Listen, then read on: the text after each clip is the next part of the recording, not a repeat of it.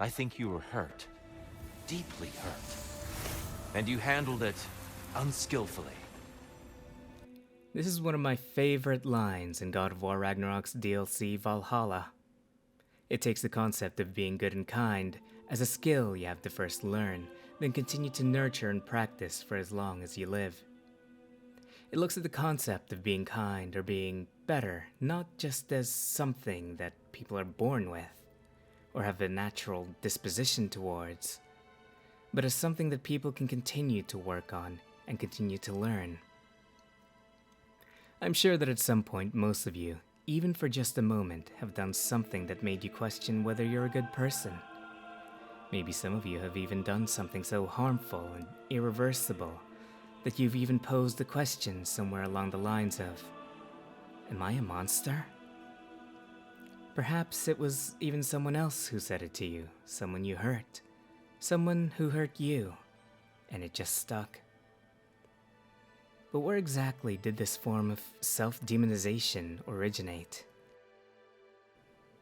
Well, when you take the time to think about it, across all media forms, you've probably already heard something along the lines of good things or lesser evils being referred to as humane.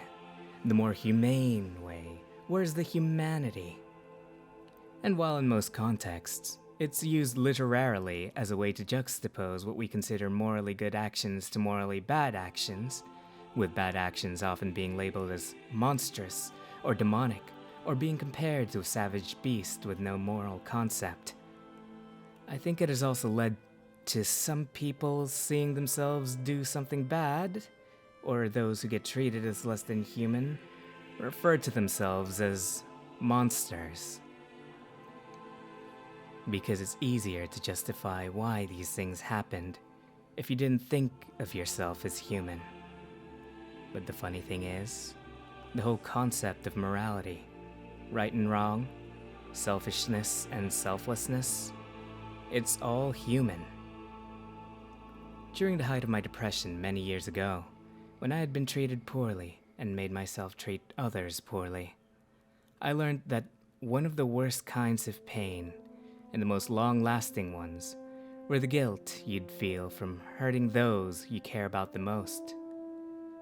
But because there is a part of us that see that as something that isn't normal, something that isn't human, oftentimes people end up making excuses.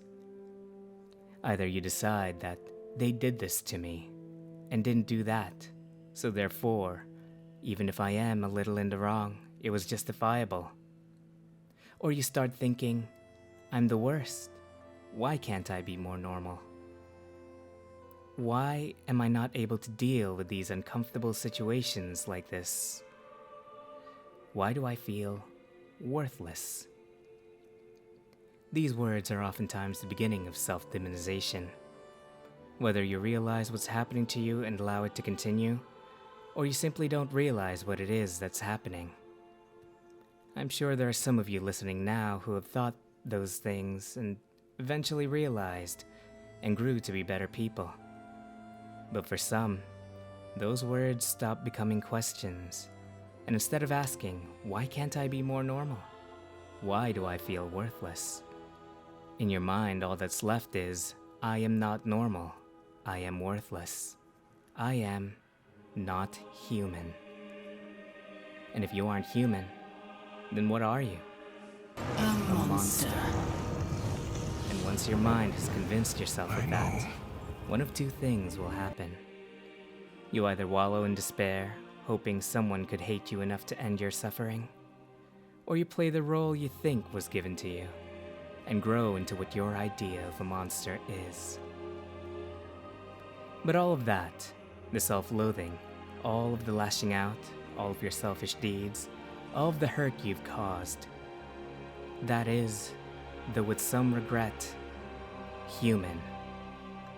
That is something humans do. Feeling jealousy, fear, anger, frustration, confusion, feeling lost, feeling alone, feeling left behind, or feeling like you aren't enough. These are all very human emotions. And the key to being better, The key to not letting those negative emotions overtake you and blind yourself to your actions is figuring out that they're all, in fact, normal. That you have just handled these emotions unskillfully, and that you need to figure out what emotions you're feeling, why they make you feel that way, and how best to handle those feelings in the least destructive and most productive way. And that skill is something you have to continue to nurture, continue to strive towards, and continue to practice. There is no shortcut, no guaranteed method, or instant way of becoming better. You have to make the decision yourself to become better and to continue to be better. Choosing good isn't just a singular choice you make one day. It's a choice you make and have to keep making every single day for the rest of your life.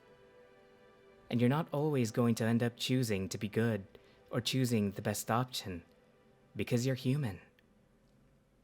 Even the most skilled of athletes, with their daily dedication to their craft, constant practice, and extreme determination to the betterment of their skill, will at some point make a mistake, do something dumb, create a problem that could easily have been avoided and maybe not so easily fixed. But they don't give up, because it's never truly over, never truly the end, no matter how big a screw-up you make. Just like with weight loss, having a day or two of cheating on your diet, of slacking off, or just indulging in whatever you want, is not going to be the end unless you give up. Unless you stop there, where you make a mistake, unless you become unable to move on from the point where you made that mistake, or slacked off on honing your skills, you can continue to climb and get better again. Goodness is not a destination we arrive at, but a practice. Misfortune may drive anyone to darkness. We resist it only through wisdom and vigilance. Acknowledging what you've done wrong, as well as not letting it define you, making sure to learn from your mistakes no matter how grave, is something we all have the ability to do. It won't be easy. Learning anything in life isn't. But much like everything else in life, as long as you keep at it, as long as you never give up, as long as you take even the smallest amounts of steps each day, you'll find it easier and easier to practice. And in the end, you'll find yourself a lot more skillful than you were back then. You are not so unskillful now as you were then. Better voices in your head, you might call it. I think that's enough for now. You have much to contemplate. Yes. Thank you for watching. This has been my experimentation with video essays, and it's the first one I've ever done. Did you like it? Comment down below and let me know your thoughts and opinions on it. Depending on the reception, I may do more of these things in the future. If you enjoyed this video, please consider leaving a like and subscribing.